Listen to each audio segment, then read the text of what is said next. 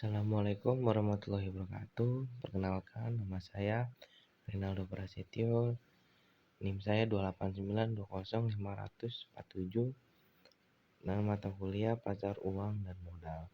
Di sini saya akan menempuh ujian akhir semester untuk memenuhi syarat ujian akhir semester dengan mata kuliah Pasar Uang dan Modal dan dosen pengampu Bapak Mulyono SHMM.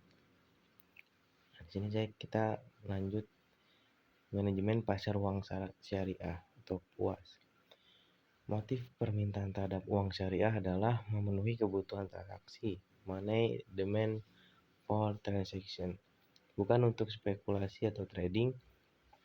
Hal ini disebabkan Islam tidak mengenal spekulasi, money demand for speculation. Pasar uang syariah adalah pasar yang memperdagangkan surat berharga yang diterbitkan berkaitan dengan penempatan atau peminjaman uang dalam jangka pendek atau 1 tahun atau kurang dari 1 tahun untuk memobilisasi sumber dana jangka pendek dan memanage likuiditas secara efisien dapat memberikan keuntungan.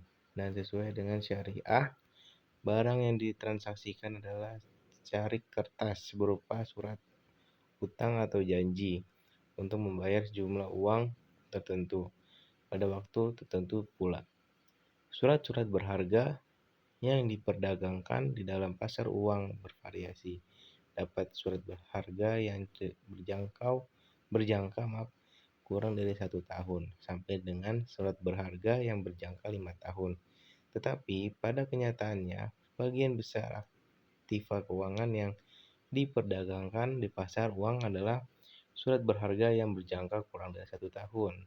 Selanjutnya, ini kita lanjut ke persamaan fungsi puas dan konvensional. Tadi itu pengertian atau penjelasan dari puas. Ini ada persamaan fungsi puas dan konvensional.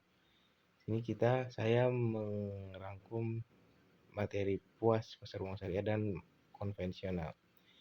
Persamaannya itu satu, merupakan instrumen likuiditas yang fungsinya memudahkan perbankan yang mengalami kesulitan likuiditas, baik berupa kekurangan maupun kelebihan likuiditas. Jika bank memiliki kelebihan likuiditas, ia dapat menggunakan instrumen pasar untuk menginvestasikan dananya. Apabila kekurangan likuiditas, ia dapat menerbitkan instrumen yang dapat dijual untuk mendapatkan dana tunai. 2. Memiliki jangka waktu paling lama 90 hari. Merupakan jenis investasi jangka pendek. Pembayaran dapat dilakukan nota kredit melalui clearing atau bilet giro Bank Indonesia atau transfer dana secara elektronis. Nah, tadi persamaannya, ini perbedaannya puas dan pasar uang konvensional syariah. Tidak mendasarkan transaksinya pada suku bunga, tetapi pada pola bagi hasil. 2. Pasar meliputi bank syariah dan konvensional. 3. Peranti yang digunakan adalah sertifikat IMA, sertifikat mudharabah antar bank. Selanjutnya konvensional. 1. Mendasarkan transaksi pada suku bunga. 2. Hanya bank konvensional. 3. Promos atau promissory notes. Di sini sebenarnya ada 5 atau 7 perbedaan, tapi saya mengambil cuma 3 ya teman-teman. Lanjut, ada tujuan puas dan manfaat puas. Tujuan puas pasar uang syariah adalah memberikan alternatif baik bagi lembaga keuangan, bank maupun bukan bank untuk memperoleh sumber dana atau menanamkan dananya sesuai dengan syariat Islam. Manfaat puas, itu tadi tujuan, sekarang manfaatnya. Manfaatnya itu perantara dalam perdagangan surat-surat berharga berjangka pendek. 2. Penghimpun dana berupa surat berharga jangka pendek. 3. Sumber pembiayaan bagi perusahaan untuk melakukan investasi. 4. Perantara bagi investor luar negeri dalam melakukan kredit jangka pendek pada perusahaan di Indonesia. Nah, di sini puas pasar uang syariah juga memiliki landasan atau dalil. Di sini saya mengambilnya hanya 2 ya teman-teman. Pertama, dalil itu Allah telah menghalalkan jual beli dan mengharamkan riba. Quran surat Al-Baqarah ayat 275, surat kedua. Riba adalah sebuah ketentuan nilai tambahan dengan melebihkan jumlah nominal pinjaman saat dilakukan pelunasan. Dalil yang kedua, wahai orang-orang yang beriman, janganlah kamu saling memakan hartamu atas samamu dengan jalan yang batil atau tidak benar, kecuali dalam perdagangan yang berlaku atas dasar suka sama suka di antara kamu. Quran Surat An-Nisa ayat 29 surat keempat. Lanjut, ketentuan umum puas dan ketentuan khusus. Di sini ada ketentuan umumnya. 1. Pasar uang antar bank yang tidak dibenarkan menurut syariah, yaitu pasar uang antar bank yang berdasarkan bunga. Pasar uang antar bank yang dibenarkan menurut syariah, yaitu pasar uang antar bank yang berdasarkan prinsip-prinsip syariah. Pasar uang antar bank berdasarkan prinsip syariah adalah kegiatan transaksi keuangan jangka pendek antar peserta pasar berdasarkan prinsip-prinsip syariah. 4. Peserta pasar uang sebagaimana tersebut dalam butir 3 adalah 1. A. Bank syariah sebagai pemilik atau penerima dan B. Bank konvensional hanya sebagai pemilik dana. Nah, ini ketentuan khususnya. 1. Akad yang dapat digunakan dalam pasar uang antar bank berdasarkan prinsip syariah adalah mudharabah atau kirot, masyarakat, qard, wadiah, atau asyaraf. 2. Pemindahan kepemilikan instrumen pasar uang sebagaimana tersebut dalam butir 1 menggunakan akad-akad syariah yang digunakan dan hanya boleh dipindah tangankan sekali. Di sini ada macam-macam akad dalam puas, ada 5: mudharabah, musyarakah, al-qard, wadiah, hasyaf. Sini ada hal-hal yang dalam puas, ada manipulasi, tadlis, taghir, najas, penimbunan atau ihtikar, gis, gaban, fahis, bai al-madun, riba. Selanjutnya, manajemen pasar modal konvensional. Kita lanjut ke bab selanjutnya, manajemen pasar modal konvensional. Sini ada tujuannya, ada 3: memperoleh dividen, kepemilikan perusahaan, berdagang. Memperoleh dividen tunjukkan pada keuntungan yang akan diperoleh berupa bunga yang dibayar oleh emiten dalam bentuk dividen. 2. Kepemilikan perusahaan. Semakin banyak saham yang dimiliki, semakin besar pengusahaan menguasai perusahaan. 3. Berdagang. Saham dijual kembali pada saat harga tinggi. Pengharapannya adalah pada saham yang benar-benar dapat menaikkan keuntungannya dari jual beli sahamnya. Tujuannya.